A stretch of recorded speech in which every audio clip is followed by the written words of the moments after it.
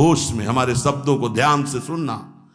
जब इतना गलत हो जाता है तो अपना चेहरा अपने को पसंद नहीं आता और अपना जीवन अपने को पसंद नहीं आता और अपने अंदर से मन कहने लगता है नष्ट कर दो इस शरीर को। फिर वो जो आगे की लीलाएं होती है, अच्छा ऐसा हुआ, फांसी लगा ली, जहर खा लिया, ये कर लिया, वो कर लिया। यदि तुम परमार्थ के पथिक हो, ये तीन बातें नहीं है तो तुम्हारा पतन हो चुका है। हमारा मन भजन में लेकर, होटलों में खाओगे, भजन में मन लगेगा, अशुद्ध आहार करोगे, मनमानी व्यभिचार प्रवृत्तियों का दर्शन, संभाषण और क्रिया करोगे और तुम्हारा मन सच्चिदानंद प्रभु में लग जाएगा। तमाशा समझा है, तमाशा समझ लिया अध्यात्म में मन को लगाना। अपनी दिनचर्या में इतना पावर है कि जहर भी समन हो जाएगा। मीरा जी का समन हो गया ना। अगर नियम है 1:45 बजे उठने का, स्नान का, तो 1:45 बजे ही उठना चाहिए, 2 नहीं बजना चाहिए। अपने पास सामर्थ्य होने पर नीचापमानम सुधा, वो नीच है, हम उस पर शासन कर सकते हैं, पर उसके द्वारा किए हुए अपमान को सह गए और अंदर से मनाया भगवान तुम्हें सुखी रखे, स्वस्थ रहो। जिसका इंद्रिय मनोनिग्रह युक्त समय व्यतीत होता है भगवत चिंतन में, वो महापुरुष है। अभी वर्तमान में ही है, चिंता मत करो, स्थिति जागृत होने में देर नहीं। सच्ची सच्ची तुम में बहुत सामर्थ्य है, जागो। अगर झुक गए तो रौंद दिए जाओगे। ये 8 बातें भगवत भक्त अपने जीवन में जांच ले कि है कि नहीं है, अगर ना हो तो धारण कर ले। पहला है, संत महापुरुष आपके जीवन में है कि नहीं, ये जांच करनी है। देखा है हमने, अगर किसी संत को आदर्श मानकर आप नहीं चल रहे हो तो दिमाग को खसकते हुए देखा, खसक गया है दिमाग। वो मनमानी आचरण केवल सिद्ध बनने के लिए कर रहे हैं। उनके आचरण ऐसे कि भोले भाले लोग ये समझे कि ये तो सिद्ध है। और जानते हो सिद्ध किसे कहते हैं? ब्रह्म भूता प्रसन्नात्मा न सोचति न कांक्षति समः सर्वेषु भूतेषु मद भक्तिम लभते पराम निर्माण मोहाजित संग दोषा अध्यात्म नित्या विनिवृत्त कामा द्वंद्व विमुक्ता सुख दुख संगई गच्छन्त मूढ़ा। ये स्थिति आनी चाहिए। पूरा कोरा, जैसे नाटक मंच पर नाटक किया जाता है ना, पूरा दिखाई देता है, पूरा नाटक। क्यों? क्योंकि कोई डांटने वाला नहीं है, कोई आदर्श नहीं है महापुरुष जीवन में। जो मन में आवे सो बोलो, जो मन आवे सो नाटक करो, तो 100 200 500 लोग भोले भाले जिनको ककाहरा नहीं आता परमार्थ का, वो कह देते मेरे भगवान, मेरे सिद्ध योगी, मेरे महापुरुष मिटिया मेट कर देते हैं। बात तो तब समझ में आवे जब रसिक जन पास करे, गुरुजन पास कर दे। अपने मन से कुछ नहीं होता, जिसे महापुरुष पास कर दे वही होता है। संत महापुरुष कहे ठीक चल रहे हो, ठीक है, या वो मौन स्वीकृति दे दे, ठीक है। अपने मन से सिद्ध बनने पर सिद्ध थोड़ी कोई हो जाता है। जीवन में तुम्हारे संत हैं कि नहीं, बस इतनी बात देखो। अब एक भगत जी आए थे, अपने लोग तो सबका आदर ही करते हैं। उनका दिव्य रूप से हनुमान जी हमारे सामने प्रकट हुए थे। सच्ची बात कह रहे हैं, जिस समय दिव्य रूप हनुमान जी ने धारण किया तो हनुमान जी महाराज के ही भाई पवन पुत्र भीम कंपायमान थे। भीम जैसे हनुमान जी वैसे भीम, बड़े बड़े पर्वतों को अपनी टक्कर से चूर करने की सामर्थ्य रखने वाले। अभी पैदा ही हुए थे भीम और गोद में लिए हुए माता कुंती चल रही थी। अचानक सिंह निकला, दहाड़ हुई तो गिर गए भीम। तो जिस चट्टान पे गिरे चकनाचूर हो गई चट्टान, और उस आवाज से भयभीत होकर भाग पड़ा सिंह। अभी गोद में बच्चा थे। वो भीम जिस समय प्रार्थना की कि भैया मैं तुम्हारा वो दिव्य रूप देखना चाहता हूं, तो उनका काहे को तुम व्यर्थ में ऐसा तुम नहीं देख पाओगे। तो उनका हमारी लालसा है आपका छोटा भाई हूं तो अट्टहास किया। हनुमान जी का वो दिव्य रूप कि कंपायमान होकर कह रहे थे, हे वायुपुत्र, हे पवन पुत्र, तुम अपने रूप का संवरण करो, मेरी सामर्थ्य नहीं। और वो व्यक्ति ऐसे कह रहा, मैं दिव्य हनुमान। हम कह रहे पाखंड मत करो, ठीक से चलो तो ये सब भगवत स्वरूप अनुभव में आ जाएंगे। ठीक से चलो, बड़ा विचित्र स्वरूप है। जब तक जीवन में कोई संत नहीं तो हम ये देख रहे हैं कि वो जीवन या तो पाखंड में सकिल जाएगा और या तो व्यर्थ के चिंतन में फंसा हुआ अपने को मान लेगा कि मैं सिद्ध हूं। आपका शब्द, आपकी दृष्टि, आपकी चेष्टा, तस्मात् शास्त्रम प्रमाणम ते, तब सिद्ध माना जाता है। बहुत सिद्धों के दर्शन हुए, गंगा किनारे सिद्धों का हमने कभी नहीं देखा ऐसा प्रमादी। सिद्ध प्रमादी नहीं होता। 95 वर्ष की आयु पूज्य स्वामी श्री ओंकारानंद सरस्वती जी महाराज 4 बजे एक अपने निज जन से कहते, वो स्वेटर पहना दीजिए। बोले स्वामी जी अभी तो धूप है। नहीं, अंदर अभी जाएंगे, चिंतन में विक्षेप होगा, हमारे पास समय नहीं, डाल दो शरीर में। अब इसका एक साधारण शब्द हुआ, इसका प्रभाव इतना पड़ा, इतनी अवस्था में इतने चिंतन परायण की स्वेटर पहनना है ये स्मृति बाधा ना पहुंचा पावे, डाल दो शरीर में। कितना सूक्ष्म। बड़े बड़े महापुरुषों को देखा है, अपने ब्रज के प्रेमी जनों को और ब्रह्मबोध संपन्न दोनों महापुरुषों को, किंचन मात्र कहीं भी कोई भी शास्त्र विपरीत शब्द नहीं, 1 सेकंड की चेष्टा नहीं पाई शास्त्र विरुद्ध। और यहां शास्त्र में है ही नहीं, हो वैसे सिद्ध हो रहे हैं। क्यों? क्योंकि जीवन में किसी आदर्श महापुरुष का अंकुश नहीं। अगर किसी संत का भय तुम्हारे जीवन में नहीं है तो ये माया रौन देगी, पक्का समझ लीजिए। कोई महापुरुष तुम्हारे ऊपर अंकुश लगाने वाला हो तो इसीलिए जो देहाभिमानी जी होते भाग पड़ते हैं, क्योंकि उनकी सिद्धावस्था में वो बाधा पहुंचाएंगे। गुरुजन असली सिद्ध बनो, नाटक नहीं, तो भाग पड़ते हैं। और जो गुरुजनों की शरण में रहता है वो परिपक्व भगवत प्राप्त महात्मा बन जाता है। इसलिए पूज्य बाबा कह रहे, पहला किसी महापुरुष का अनुशासन है कि नहीं। प्रगट में अनुशासन जरूरी है, प्रगट में अनुशासन जरूरी है। नारदानंद सरस्वती जी महाराज नैमिषारण्य के पीछे आए थे, कुछ परिक्रम उन्होंने बताया। अब वो पधार गए जो वहां के अधिकारी बनाए गए, विवेकानंद जी। नए वस्त्र धारण करके आगे, सदवई में मना है। यदि ऊपर का नया वस्त्र हो तो नीचे का पुराना और मलिन होना चाहिए। अगर नीचे का तो फिर ऊपर का पुराना मलिन, मैच नया, क्रीच एकदम, ये सब साधुता के कुछ नियम होते हैं, साधुता की एक मर्यादा होती है। तो वो दोनों नए पहन करके आ गए, भूल हो गई उनसे, देखा शिष्य। और नैष्ठिक ब्रह्मचर्य में सफेद कपड़े पहनाए जाते तो और वो खिले हुए ऐसे बांधे, ऐसे सब।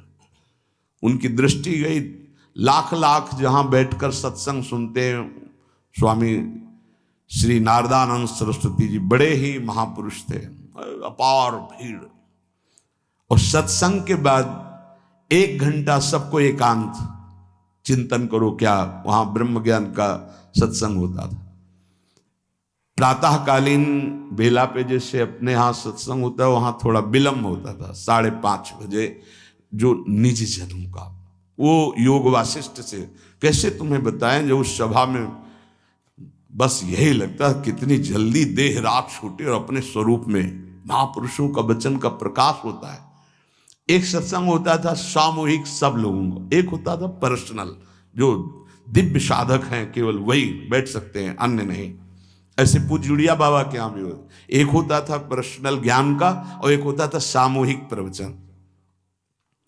तो उस समय सामूहिक सत्संग चल रहा था, काफी सब समाज लाखों की थी। देखा दूर से, एक शिष्य से कहा गौशाला में जाओ, गोबर को गीला कर दो। उनसे कहा विवेकानंद गोबर की छवियां भर करके यहां खड़े हो सत्संग के पास। अब वहां नच हो नहीं सकता, और गीला गोबर तो जो 2 घंटा सत्संग हुआ पूरा टप टप ऐसे कपड़ों में, पूरी हालत बिगड़ गई। क्या था ये? संत शासन। अब दोबारा वो गलती नहीं होगी, समझाने की जरूरत नहीं, अब समझ गए कि हमसे गलती क्या हुई। संत शासन नहीं है तो ये मन बहुत विचित्र है, बहुत विचित्र है। इसीलिए पहला, जो भी परमार्थ का पति को, चाहे ज्ञान मार्ग का, योग मार्ग का, किसी योग मार्ग की लौकिक ऊंचाई पर पहुंचे हुए कि गुरुदेव आए और उन्होंने कहा कि किसी कारण से शिष्य बढ़ जाए और अपने गुरुदेव की अवहेलना करे तो उसकी गति क्या होगी? उनका दुर्गति। दुर्गति, दुर्गति के सिवा उसके आगे कोई शब्द नहीं है। गुरु को पीड़ा है और शिष्य परम पद में पहुंच जाएगा? नहीं नहीं, ऐसा नहीं हो सकता। अनुशासन अत्यंत आवश्यक है। किसी भी वैभव या लोक व्यवहार या लोक मान्यता बढ़ जाने पर अपने गुरु का अपमान, गुरु की अवहेलना, तो उसकी दुर्गति पक्की। देखो, ये मन है, ये इंद्रियां हैं, ये अहम है, ये केवल गुरुदेव से ही वश में आता है, दूसरी जगह नहीं आता। क्यों? क्योंकि दूसरी जगह उत्तर देने का अवसर है। दूसरी जगह हम नहीं मानते तुम्हारी बात, लेकिन वहां ना उत्तर है और ना नहीं मानते, केवल वहां मिटना ही मिटना है। अगर ऐसा उपासक है तो निश्चित परम पद का अधिकार। केवल मिटना कोई उपाय नहीं है, अहंकार के पोषण का कोई उपाय, केवल मिटाना है। रो लो, चिल्ला लो, जो तुम्हें करना है कर लो, आना तुम्हें इसी मार्ग में पड़ेगा, दूसरा कोई रास्ता नहीं। बलिहारी घेर करके नष्ट कर देते हैं हमारे मन की मनमानी को, हमारे अहंकार को। इसलिए जीवन में प्रगट में जिनके जीवन में संत हैं और वो स्वीकार करते हैं उनका अनुशासन, उन्हीं का जीवन प्रकाशित होता है, पक्का समझ लेना। दूसरा,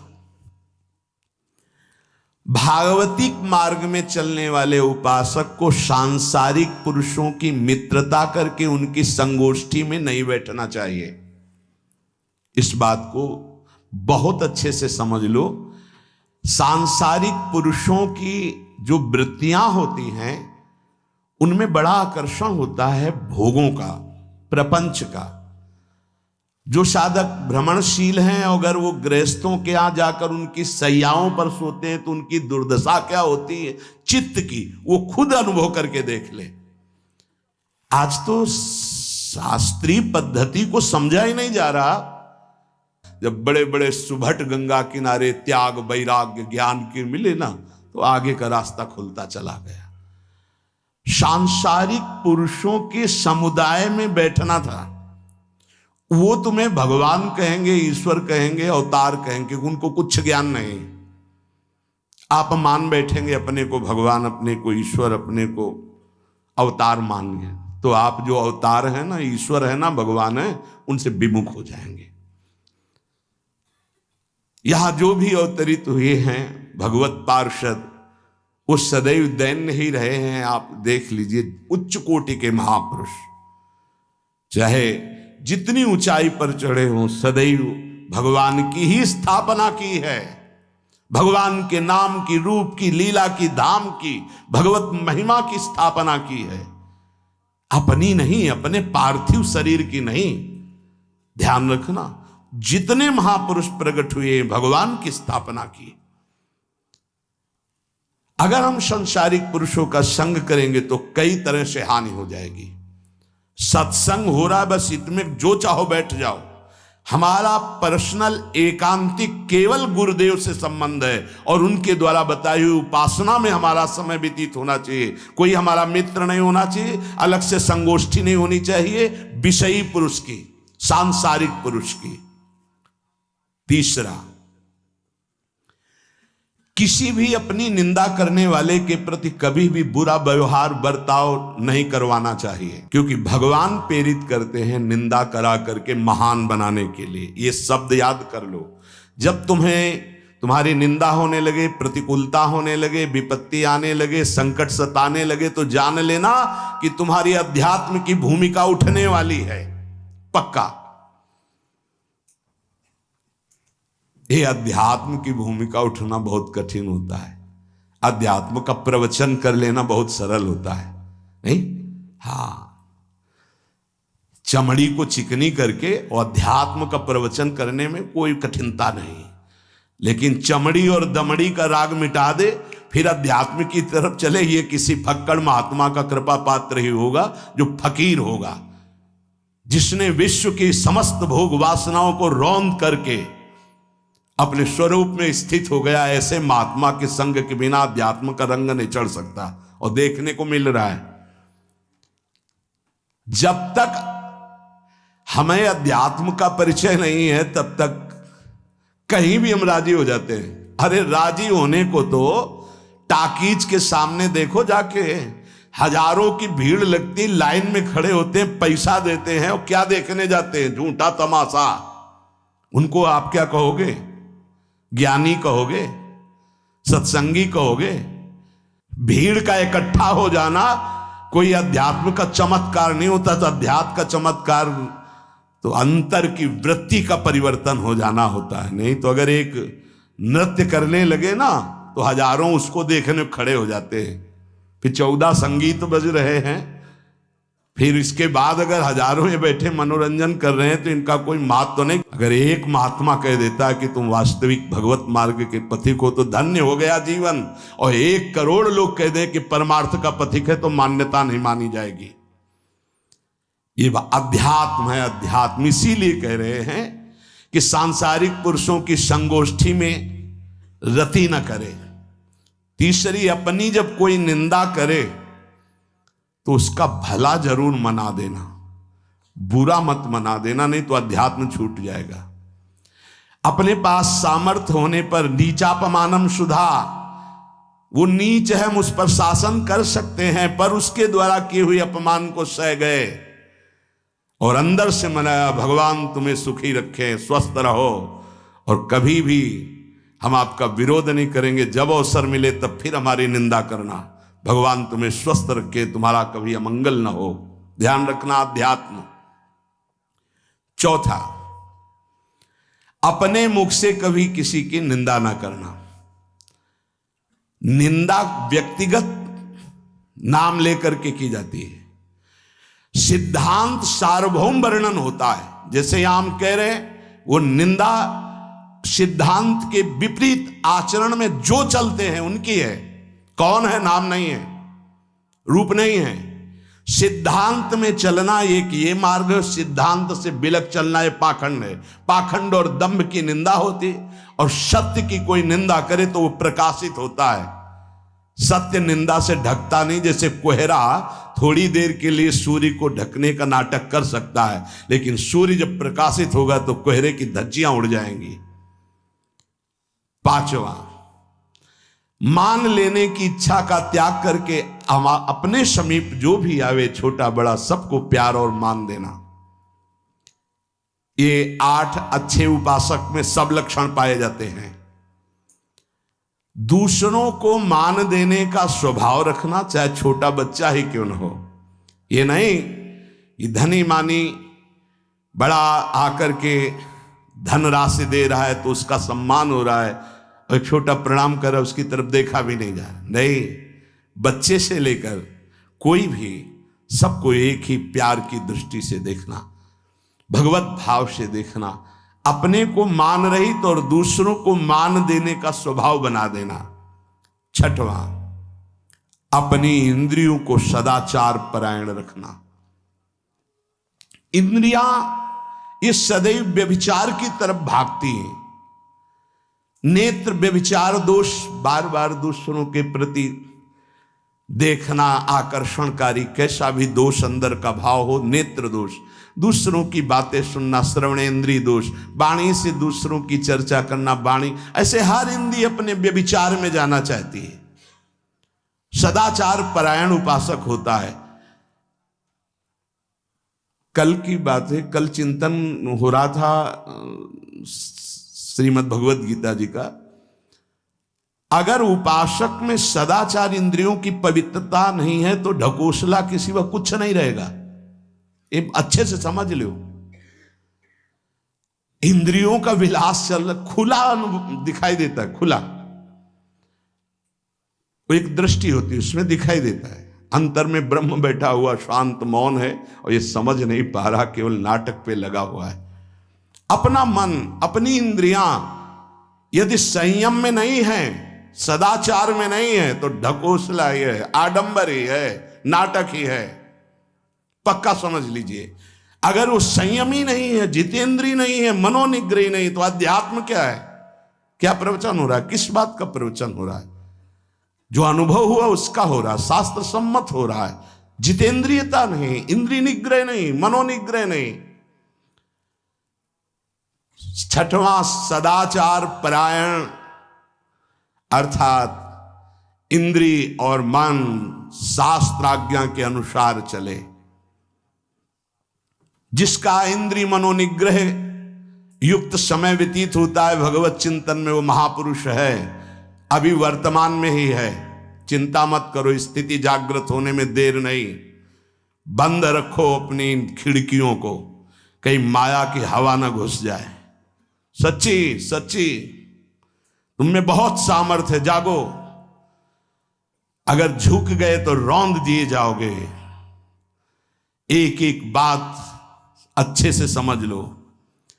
मुस्कुरा के, प्रेम व्यवहार दिखा के, अपनापन करके फिर तुमको अधीन किया जाएगा। माया भगवती बहुत बलवती है। ऐसे करके फिर ऐसे प्रहार करती है, क्योंकि साधक बहुत प्रवीण है। ऐसे में अपने को बचा लेगा, लेकिन ऐसे में बचाना बहुत कठिन होता है। हमारी बात को समझ लेना, ऐसे में बचाना बहुत कठिन होता है, बहुत कठिन होता है। समर्पण का मिश, सेवा का मिश, अपनापन का मिश। हमारी इंद्री, हमारा मन बहुत धोखेबाज है। हमें कोई धोखा नहीं दे सकता। ये हमारा मन, हमारी इंद्रियां हमको धोखा देती है। साधु, साधक, परमार्थ पथिक, भक्त इस बात से परम सावधान। सदाचार और सरलता, संयम के साथ हमारा समय व्यतीत होना चाहिए। किसी के गवाही की जरूरत नहीं है, किसी के प्रमाण की जरूरत नहीं। आप खुद अपने हृदय की भूमिका को नाप लीजिएगा। कितनी ऊंचाई पर चढ़ रहे हो, आपको खुद अनुभव में समझ में आ जाएगा। जो इंद्रियों का गुलाम, मन के द्वारा भ्रष्ट आचरण करने वाला है, वो कुछ भी हो, कोई भी हो, कहीं भी हो, दुर्गति शब्द से ही संबंध है। जीते जी दुर्गति, फिर फांसी ऐसी लगे तेषम दुख न हो। सच्ची मानना, जब गलत हो जाता है आचरण, तो अपना मन अपने को कहता है नष्ट कर दो, ये जीवन किस काम का। होश में हमारे शब्दों को ध्यान से सुनना। जब इतना गलत हो जाता है तो अपना चेहरा अपने को पसंद नहीं आता, और अपना जीवन अपने को पसंद नहीं आता, और अपने अंदर से मन कहने लगता है नष्ट कर दो इस शरीर को। फिर वो जो आगे की लीलाएं होती हैं, अच्छा ऐसा हुआ, फांसी लगा ली, जहर खा लिया, ये कर लिया, वो कर लिया। वो इन्हीं इंद्रिय और मन की फिसलन को नहीं सह पाया। अच्छा, किसी महापुरुष का शासन नहीं था, नहीं, उस चूक में भी बचत हो जाती है। एक बहुत बड़े महापुरुष के समीप रहने वाले से चूक हो गई, तो उन्होंने अपने आसन के पास आसन लगवाया।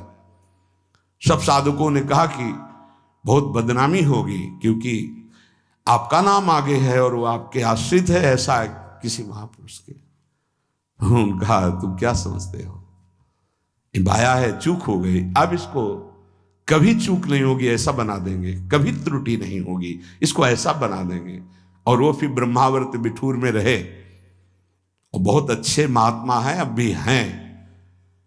अगर संत का शासन है और आपसे चूक भी हो जाती है, तो ऐसा बना देंगे कि दोबारा चूक नहीं होगी। पर इंद्रिय और मन को छूट देकर मनमानी आचरण करने वाला कभी साधक नहीं हो सकता, पक्का।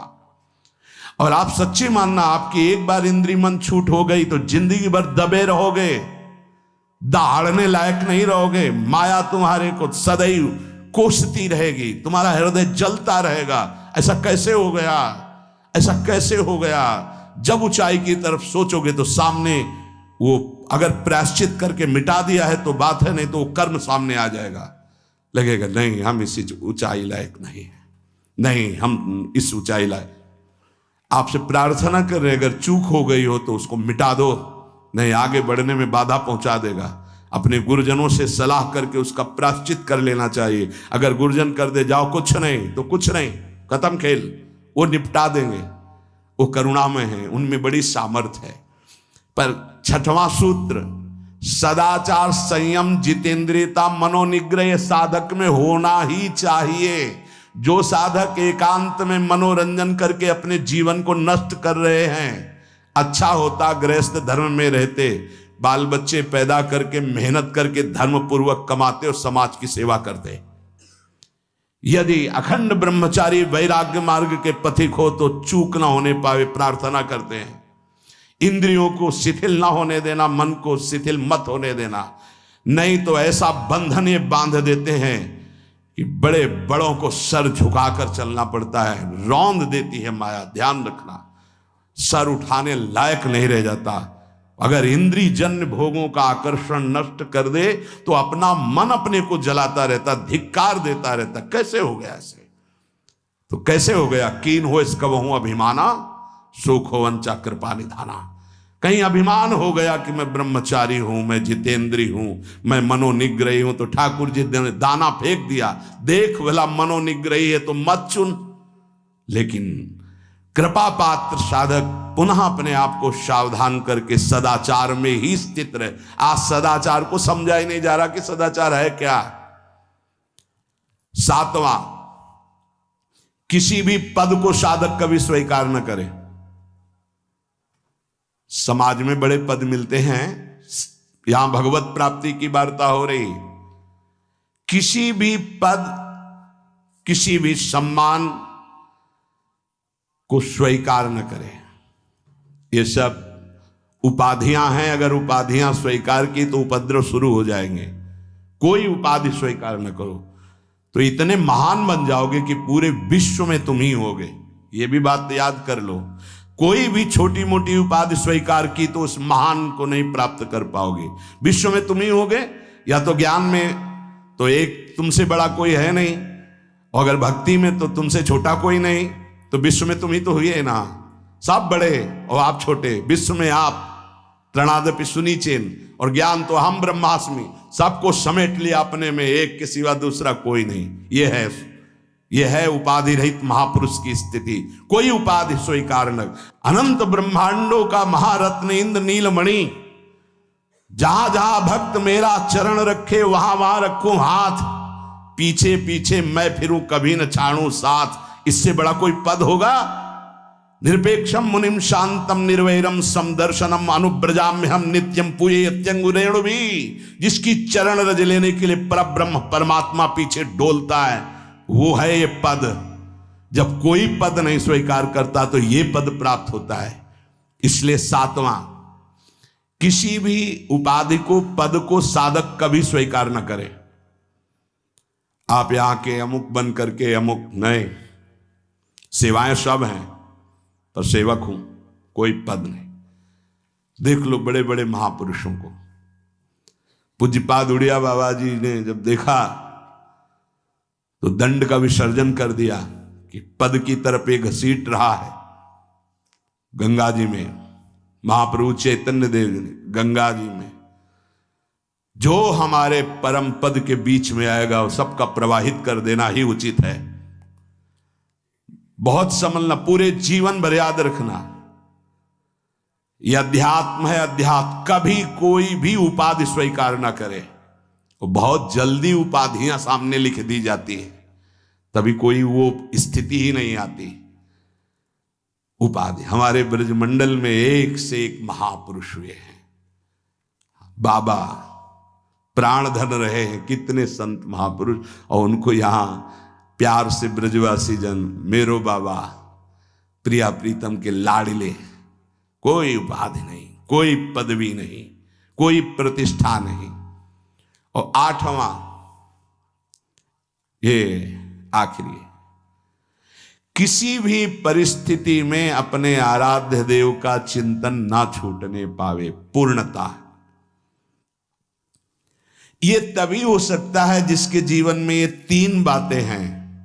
आखिरी वाली बात, किसी भी परिस्थिति में अपने लक्ष्य का चिंतन न छूटने पावे। ये तीन बातें जिसके जीवन में हैं तो ये आखिरी बात पूर्ण होगी। आखिरी और पहली दो बहुत जोर की बात थी। पहली थी किसी संत महापुरुष का शासन, और पूर्णता आई किसी भी परिस्थिति में अपने लक्ष्य का चिंतन न छूटना। बीच में अपने आप सब आ जाएगा। तीन बातें, पहली व्यवहार शुद्धि, दूसरी नियम निष्ठा, और तीसरी प्रतिज्ञा पालन। तुम चाहे जिस संप्रदाय के हो, जिस वर्ण के हो, चाहे जिस आश्रम के हो, और चाहे जो हो, यदि तुम परमार्थ के पथिक हो, ये तीन बातें नहीं है तो तुम्हारा पतन हो चुका है। पतन हो जाएगा नहीं, नाप लो, तुम्हारा पतन हो चुका है। पहला, व्यवहार शुद्धि। आपका जीवन किस मार्ग का पथिक है? बोले गृहस्थ। आप अपनी मर्यादा में, आपकी जो मर्यादा है प्रवृत्ति मार्ग की, उसी के अनुसार एक सीमा में रहकर आपका इंद्रियजन्य व्यवहार। दूसरा, आप कौन? विरक्त मार्ग के पथिक। अब विरक्त मार्ग के पथिक के बहुत से रास्ते हैं, संन्यास, योग मार्ग, अमुक अमुक अमुक अमुक, लेकिन हर निवृत्ति मार्ग का एक ही उपदेश है, उसका व्यवहार शुद्ध होना, इंद्रिय संयम, मनोनिग्रह। अगर वैरागी होकर इंद्रिय संयम नहीं है, मनोनिग्रह नहीं, तो उसका व्यवहार अशुद्ध है।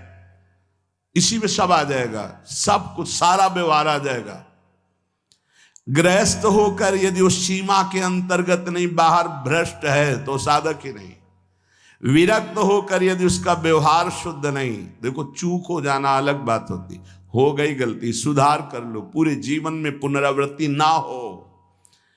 हमारी आखिरी श्वास तक भगवत प्राप्ति का रास्ता शास्त्र देता है। अगर आपसे चूक हो गई, अभी तक समय बर्बाद हो गया, अब सुधार लो, अब बना लो। बहुत बड़ी फिसलन माया की है। अगर आपको समझ में आ गया कि अब हमें सुधरना चाहिए, आज से सुधर जाओ, आज से भगवत प्राप्ति हो जाएगी। बड़ा अनुभव हो जाएगा आपको कि पीछे मैं ऐसा, अब आगे चल करके ऐसा भगवत कृपा से हो गया।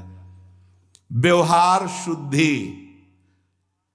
व्यवहार शुद्धि, एकांत शुद्ध।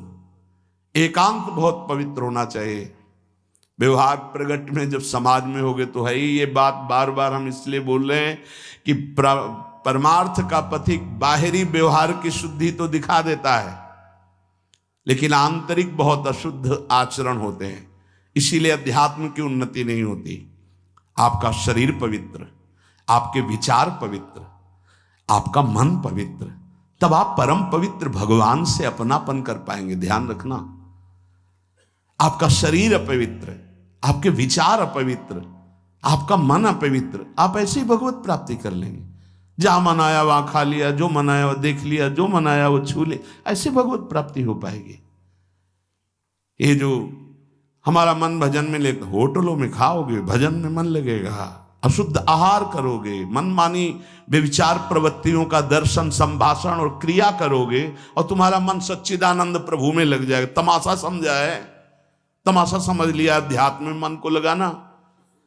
आहार शुद्ध नहीं, विचार शुद्ध नहीं, आचरण शुद्ध नहीं, चार लोग बैठे हैं उसी में अपनी इंद्रियों को बार बार तुम आकर्षण, शरीर आकर्षण की तरफ ले जा रहे, दिखाई नहीं दे रहा है क्या स्थिति तुम्हारी? बात करेंगे, ब्रह्म ज्ञान के नीचे बात ही नहीं। अरे कुछ नहीं है।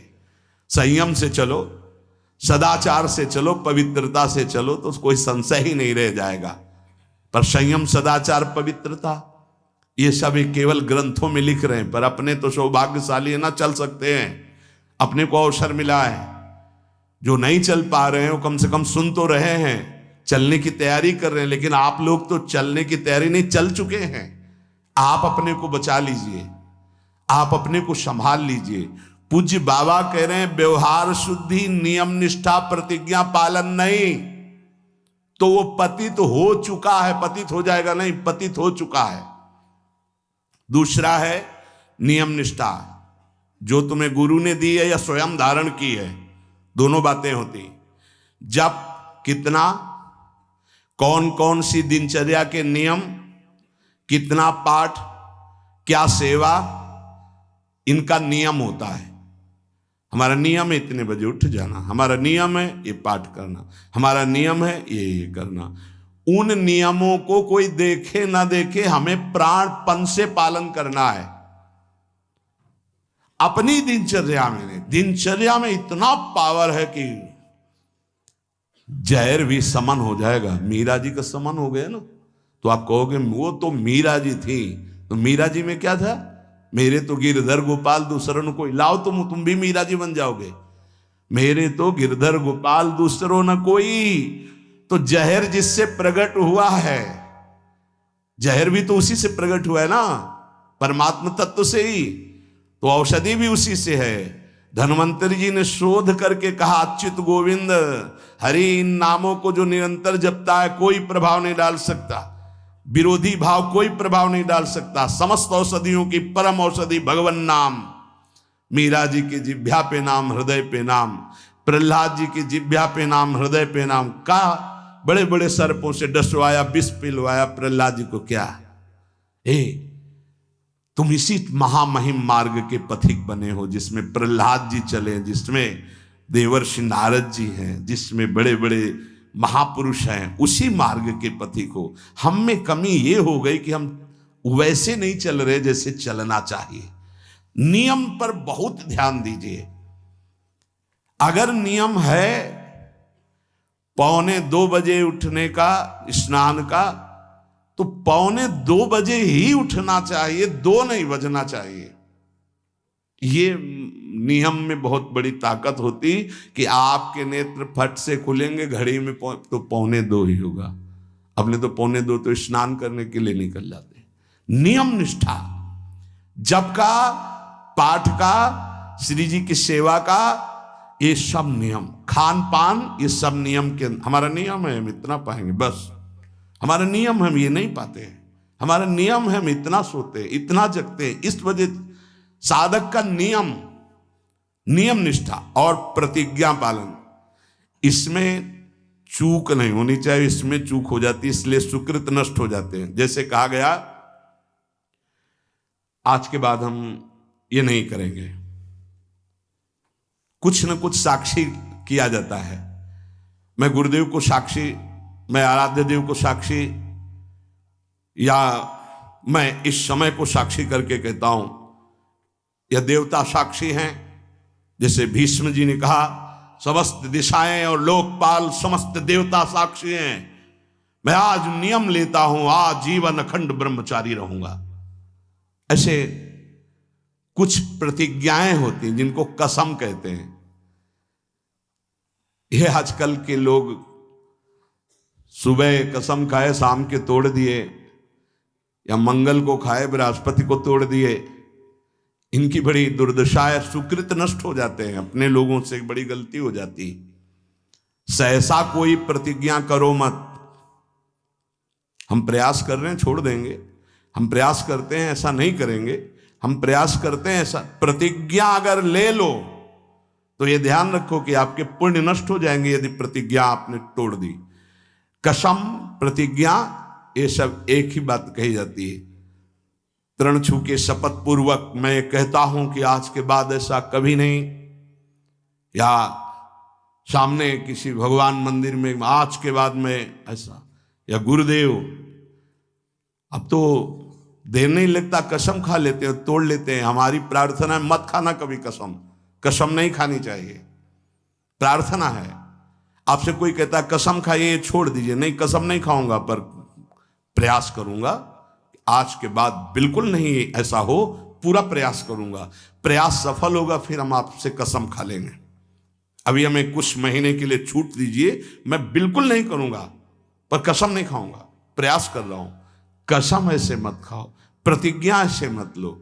यदि प्रतिज्ञा ले ली तो चाहे प्राण निकल जाए, अब नहीं, ये ध्यान कर लीजिए। अगर 3 बातें साधक में हैं तो परिपक्व अवस्था आने में देर नहीं लगेगी, 8 लक्षण आ जाएंगे। पहला, व्यवहार पवित्र शुद्ध। दूसरा, जितने नियम लिए हैं निष्ठापूर्वक निर्वाह। तीसरा, प्रतिज्ञा करिए मत, और कर ली प्रतिज्ञा तो जीवन चाहे नष्ट हो जाए प्रतिज्ञा नहीं टूटेगी। जैसे ये प्रतिज्ञा ही है वैराग्य भेष, इसमें कसम खाई नहीं जाती, स्वाभाविक कसम है। अब देख लो इसके निर्वाह का क्या जीवन होता है। ये हर समय हमको याद दिलाता रहता है कि तुम बैरागी हो, विषयी नहीं हो, तुम महात्मा हो, साधारण जीवात्मा नहीं हो, तुम भगवत मार्ग के पथिक हो, तुम सांसारिक मार्ग के नहीं हो।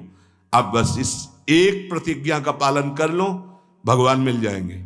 ये हर समय उपदेश देता रहता है। जब भगवावस्थ धारण कराया गया था तो यही कहा गया था, जब संन्यास वेश, ध्यान रखना ये काषाय वस्त्र की मर्यादा को रखना।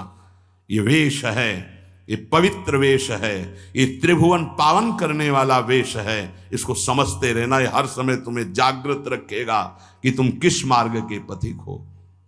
तो आज के सत्संग का जो सार सूत्र, संत महापुरुषों का आश्रय, उनका शासन स्वीकार करना, सांसारिक पुरुषों से मित्रता न करना, ना सांसारिक चर्चा संगोष्ठी करना, किसी जो हमारी निंदा कर रहा है किसी भी तरह से उसको कष्ट देने की भावना ना बनना, अपनी वाणी से कभी किसी की निंदा न करना, छोटे से बच्चे को भी मान देने का स्वभाव रखना, किसी से सम्मान प्राप्ति की इच्छा न रखना, सदाचार सरलता के साथ तुम्हारा संयम जितेंद्रियता पूर्वक समय व्यतीत होना चाहिए। प्रतिष्ठा किसी भी तरह की पद उपाधि साधक जीवन में स्वीकार न करे। आखिर निरंतर अपने लक्ष्य का चिंतन करे। इसकी पूर्ति के लिए व्यवहार शुद्धि, नियम निष्ठा और प्रतिज्ञा पालन जीवन भर तीनों। अगर ये तीनों कहीं भी फिसल रहे तो तुम पतित हो चुके हो। तभी पतित हुआ पुरुष कभी प्रतिज्ञा का पालन नहीं कर पाता, पतित हुआ पुरुष कभी नियम निष्ठा में नहीं चल सकता, पक्की दिनचर्या नहीं हो सकती। उसकी व्यवहार शुद्धि कैसे कही जाए जब पतित हो गए। देखो, और पतित को भी पावन करने का रास्ता है भगवान की शरण। अब भी आपके पास चांस है, आप अपने को भगवत प्राप्त महापुरुष बना सकते हैं, आप अपना जीवन परम कल्याण कर सकते हैं, आप जीवन मुक्त हो सकते हैं। इसलिए सच्चे अच्छे पवित्र आचरण करो और नाम जप करो, प्रभु सब संभाल लेंगे, सब भूल मिटा देंगे, सब पाप आचरण नष्ट करने की सामर्थ्य हमारे प्रभु में। अभी तक जो हुआ वो हुआ, अब हम अपने को इस गुलामी से मुक्त करें। काम क्रोध लोभ मोह मद मत्सर ये हमारे को बार बार जलन अशांति क्लेश दे रहे। अब हरि शरणम परमानंद का मार्ग हम स्वीकार करें। श्री राधा वल्लभ लाल की।